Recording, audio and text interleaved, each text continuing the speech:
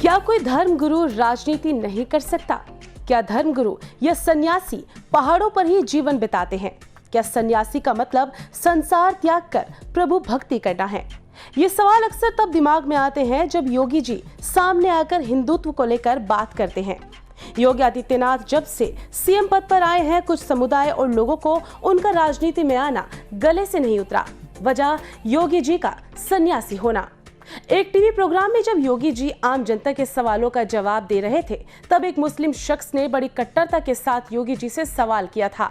शख्स का कहना था, मेरा नाम इस्लामुद्दीन है। इसके बाद वो शख्स योगी जी को एक शायरी सुनाता है। शख्स आगे कहता है, आप फकीरी लाइन है तो आप राजनीति में क्यों पड़े हुए हैं? आप पहाड़ में जाके तपस्या क्यों नहीं कर रहे? फकीर को क्या चाहिए? क्या कौमी पक्ष चाहिए? फकीर को चाहिए कि बुलंदी पर पहुंचना और अपने खुदा से मिलना और अपने खुदा से ताल्लुकात जोड़ना। इसके साथ ही शख्स योगी जी पर भड़कते हुए कहता है, तुम जो ये द्वेष फैला रहे हो, जो गंदी राजनीति कर रहे हो, इस देश का बेड़ा गर्क करने पर तुले हो। इसके बाद वो शख्स फिसलती आवाज में काफी कुछ कहने की कोशिश करता है। इस पर योगी जी ने मुस्कुराकर जवाब दिया था कि इन्हें भारत के संन्यास का पता ही नहीं है। बुद्ध अपने ज्ञान प्राप्ति के बाद 40 वर्ष तक लोक कल्याण में लगे रहे। इस देश के अंदर ऋषि परंपरा राष्ट्रीयता के लिए समर्पित रही है। हम भी भारत की इस राष्ट्रीयता पर समर्पित होकर राजनीति को मंच बनाकर कार्य कर रहे हैं। जहां पर भारतीय राष्ट्रीयता का गला दबाने की कोशिश हो रही है, उन गला दबाने वालों को दरकिनार करने के लिए हमने राजनीति का मंच स्वीकार किया है। तो दर्शकों, गौर करने वाली बात यह है कि क्या वाकई में सन्यासी बनने वाला राजनीति कर सकता है? क्या सन्यासी सिर्फ पहाड़ पर जाकर तप करता है? वैसे तो सनातन संस्कृति में अनेक उदाहरण हैं, लेकिन कुछ ऐसे आसान तथ्य हैं जिससे आप आसानी से समझ सकते हैं। वो ज्ञान किस काम का जो किसी के काम ना आ सके।